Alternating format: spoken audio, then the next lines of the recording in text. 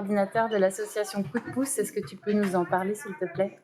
L'association Coup de pouce est une association qui a été créée par des locataires d'Emmaüs, car le besoin se faisait d'animer un petit peu, de mettre des choses en place dans le quartier, au niveau pédagogique, au niveau loisirs, et aussi il y a les parents.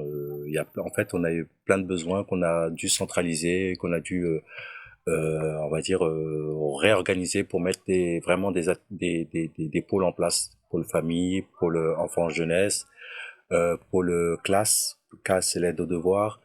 Et oui, on a commencé de là. Ok. Donc vous, concrètement, vous faites ça, vous faites de l'aide aux devoirs. Vous avez aussi emmené des enfants en vacances. C'est ça, on fait aussi des colos apprenantes, on a le label colos apprenante. Là, dernièrement, on a pris 13 enfants pour les emmener à Châtel, en montagne, c'est pas loin de la frontière de la Suisse, à côté d'Évian.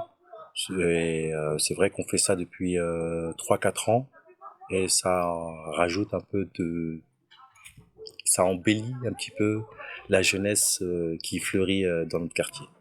Ce qu'on a vu aussi en étant aujourd'hui avec vous ici, c'est que vous êtes vraiment un lien dans le quartier. Tout le monde vous connaît, tout le monde vous salue. Après, oui, c'est vrai que bon, je suis pas quelqu'un de timide, je parle beaucoup. Et on est en fait en plein centre-ville et c'est pas la première action qu'on met en place. Certes, dans la résilience, c'est la première action, mais on n'a jamais mis en place des actions, on va dire, des actions où on n'attirait pas de public. Réellement, il y a des réels besoins dans le quartier, et dans ces besoins-là, on essaye vraiment d'être partout. Certes, c'est pour ça peut-être que les gens me connaissent, mais voilà. Donc vous, en fait, on peut dire que vous travaillez sur la résilience sociale. Vous recréez du lien social. C'est ça, c'est ça. On fait de la résilience sociale, on recrée du lien social, on recrée aussi des jardins potagers aussi. C'est très important. On met en place aussi une solidarité aussi entre nous, une solidarité bon qui est du type soutenir les gens quand ils savent pas où quelle porte toquer ou vous savez, à la rentrée, ben en fait, il y en a ils ont droit à la bourse, mais il y en a ils savent pas trop s'ils ont le droit ou pas, et on est là pour les accompagner aussi un petit peu. Ouais.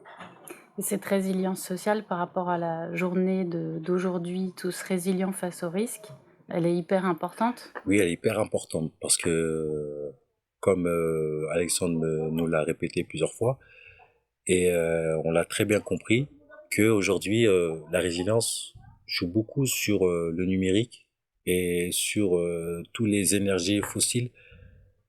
Et aujourd'hui, si on a une panne électrique où on n'a plus d'énergie fossile, ben on est tous en panne, on sait plus quoi faire.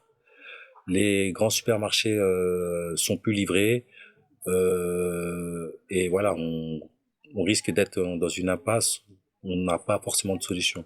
C'est pour ça cette journée, elle a été dédiée à, on va dire, à ouvrir les yeux des personnes pour leur faire comprendre qu'aujourd'hui on est vulnérable à cause de ces énergies. Et on a pu voir qu'on a pu compter sur plein de solidarité là, dans le quartier, justement grâce à C'est l'association et à ça. tous les gens que vous connaissez, que vous pouvez mobiliser. À l'association, on mobilise énormément de gens, car il y a un réel besoin de soutien, de sortir aussi les enfants. On a un réel besoin. Et ce besoin-là, aujourd'hui, on a des bénévoles qui se donnent à 100% corps et âme pour l'association, et j'en remercie encore, car sans eux, on serait pas à ce niveau. Et oui, l'association, elle est fondée de bénévoles, en fait, de personnes qui veulent vraiment faire changer les choses.